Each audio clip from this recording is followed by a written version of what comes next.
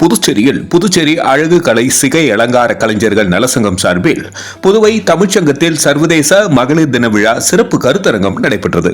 கருத்தரங்கத்திற்கு முன்னதாக America Israel ராணுவ படைகளால் கொல்லப்பட்ட ஈரான் நாட்டு பள்ளி குழந்தைகளுக்கும் அப்பாவி பொதுமக்களுக்கும் சங்கத்தின் சார்பில் மௌன அஞ்சலி செலுத்தப்பட்டது.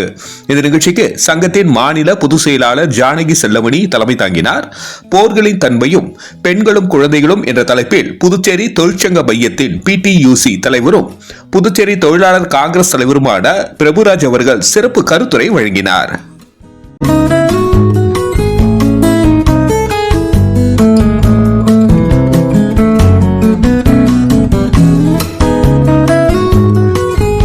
மார்ச் 11, 2026 புதன்கிழமை காலை 11 மணி அளவில் புதுவை தமிழ்ச்சங்கத்தில் நடைபெற்ற இந்த நிகழ்ச்சியில் சங்கத்தின் நிர்வாகிகள் மகேஸ்வரி, புவனேஸ்வரி, புனிதா, மகேஸ்வரி, ஜெயந்தி, மலர், இந்திரா, உமா, ஜெயபிரியா, காமினி, சுகந்தி ஆகியோர் இந்த நிகழ்ச்சி ஏற்பாட்டினை செய்திருந்தனர். இந்த நிகழ்ச்சியில் பங்கேற்ற சங்கத்து உறுப்பினர்கள் கவிதை, ஓவியம், நடனம் என தங்கள் தனி திறமைகளை வெளிப்படுத்தியிருந்தனர். நிகழ்ச்சி பங்கேற்ற அனைவருக்கும் சிறப்பு பரிசுகள் வழங்கப்பட்டது. புதுச்சேரி தொழிற்சங்க மையத்துடன் இணைக்கப்பட்ட பல்வேறு சங்க நிர்வாகிகள் கலந்து கொண்டு சிறப்பித்தனர்.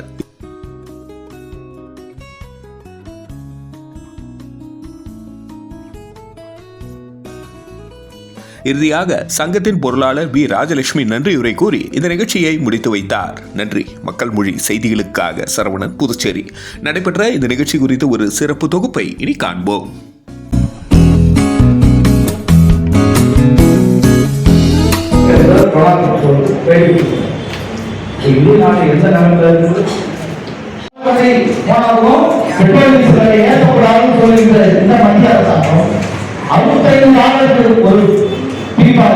ஒரு கச்சாயங்கள் ஒரு பீப்பாய் காசு பெட்ரோல் போறோம்னா அதை யாரோ ஒரு தனிநபர் முதலாளி எடுத்து சாப்பிட்டாங்க. இப்ப இவ்வளவு பெரிய கொடுமைகள் நடந்துருக்கப்போ முதல் நாள் பிரதமர் போயிட்டு வர, மறுநாள் போர் இஸ்ரேல் தொடர்றாங்க. இஸ்ரேல் அமெரிக்க படைகளும் பிப்ரவரி 28 எங்க போடுறாங்க?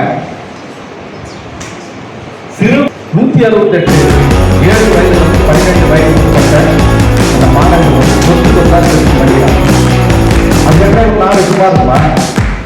தனது நாட்டின் மேல ஒரு இளம் குழந்தைகள் மேல ஒரு காட்டுல ஒரு நாடு இருக்குமா?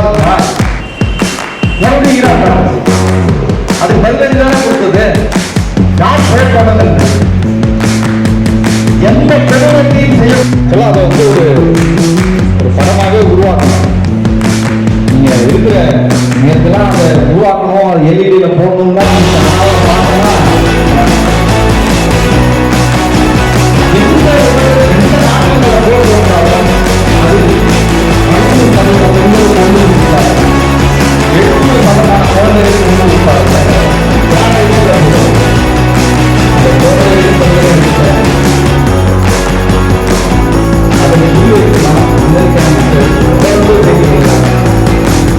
நம்ம இந்திய நாட்டினுடைய இந்த பிரச்சனைக்கான தீர்வு எங்க இருக்குது? நம்ம எல்லாம் யார்கிட்டயே போய் அடைமானம் வைத்து ஒரு பிரதமர் யார்கிட்ட போய் பர்மிஷன் வாங்குறாரு? இந்த 30 நாளைக்கு நாங்க ரஷ்யா என்ன வாங்குறோம்? யார்கிட்ட பர்மிஷன் வாங்குறாரு? இந்திய அரசாங்கம் அப்ப யார் கண்ட்ரோல்ல இருக்கு?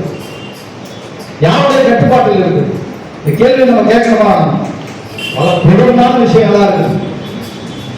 நேற்று இதுக்காக ஆல்ரெடி நம்ம ஒரு கருத்தரங்கு குண்டுமழை பொழிந்து இஸ்ரேல் படையினரால் தன்னுடைய அண்ணன், தன்னுடைய தந்தை, தன்னுடைய அம்மா உயிரோடு கொத்தா சாகும் போது தப்பிச்சு ஓடி உயிர் பிழைத்து 5 நிமிட வீடியோவா ஓடும். அந்த வீடியோ பார்த்தோன்னா நம்மளா கண்களையும் உறைஞ்சி எப்படிப்பட்ட ஒரு கொடூரமான உலகத்தை நம்ம வாழ்ந்துட்டு இருக்கிறோம், எப்படிப்பட்ட ஒரு சமூகத்தில் நம்ம.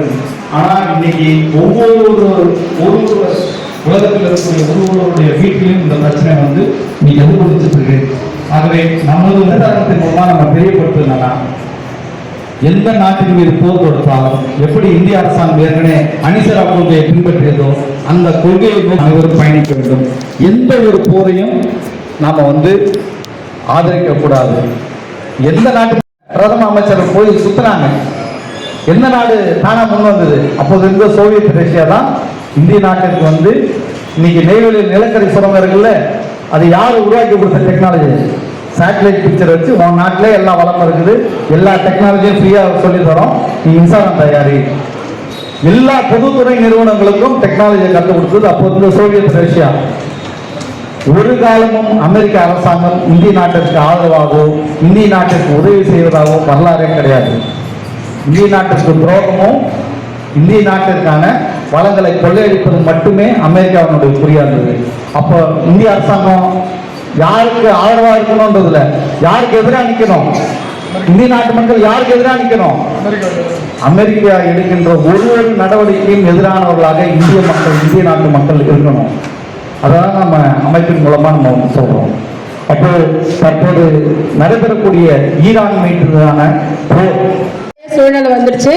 அதை நம்பி அங்க வேலை செய்யற எத்தனை பேர் இருப்பாங்க? பெண்கள் இருப்பாங்க. அப்ப அவங்க குடும்பம் எப்படி இருக்கும்? நம்ம பாதிச்சதை விட இப்ப செகண்ட் கொரோனா இப்ப தொழில் மூலயமா எங்களுக்கு வந்துருக்கு. அதாவது உடம்புல வந்தது நாங்க அது வந்து எப்படியோ கஷ்டப்பட்டு உயிரோட வந்துட்டோம். இது எப்படி இருப்போம்னு தெரியல அப்படின்ட்டு அப்ப அதோட மன என்ன பேசுவோம், நிறைய பேர் நம்ம பேசுவோம், கொஞ்சம் விழிப்புணர்வு அடைவாங்க. நேற்று கூட ஒரு ஆடியோ ரெக்கார்ட் அனுப்பியிருந்தாங்க, இந்த மாதிரி போக்கு இருக்க போறாங்களா, நிறைய எங்க பார்த்தாலும் இதா இருக்கு, 3 மாசத்துக்கு மளிகை ஜாமான் வாங்கி வச்சுக்கோங்க அப்படின்னு சொல்லியிருக்காங்க. நல்லா யோசிச்சு பாருங்க, பணம் காசு இருக்கிறவங்க 3 மாசம் இல்ல 10 மாசம் இல்ல 1 வருஷம் கூட இருப்பாங்க, வாங்கி வச்சுக்கோங்க. நம்மள மாதிரி ஆட்கள், அதாவது அன்னாட டெய்லி வந்து சொல்லுவாங்க இல்லையா, தினக்கூலி, அவங்களாம் என்ன பண்ண முடியும்? அதுக்காக கொஞ்சம் விழிப்புணர்வோட இருங்க, சரிங்களா?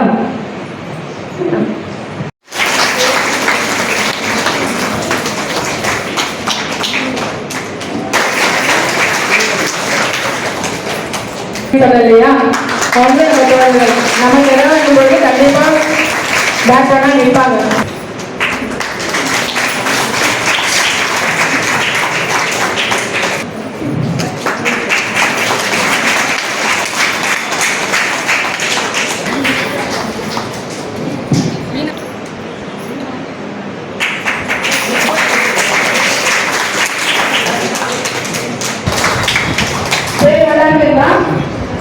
நம்ம இந்தியாவில் மட்டும் கிடையாது, உங்களை சுற்றி இருக்கிற பெண்களா இருந்தாலும் இதனால நம்ம வந்து என்னைக்குமே ஒரு சபை அடுத்த மகளிர் தினம் கொண்டாடுறப்ப நீங்களாம் வந்து இந்த பக்கம் பேசணும்.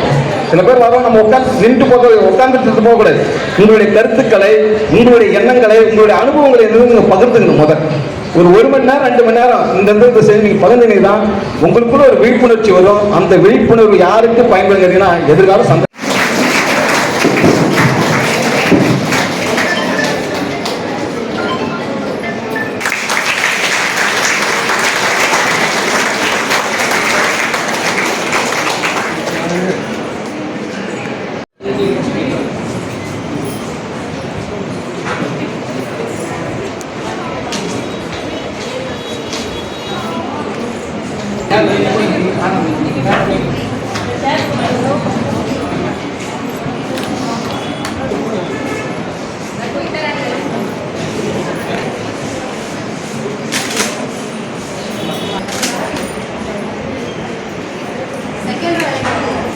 செகண்ட் வந்துருங்கப்பா.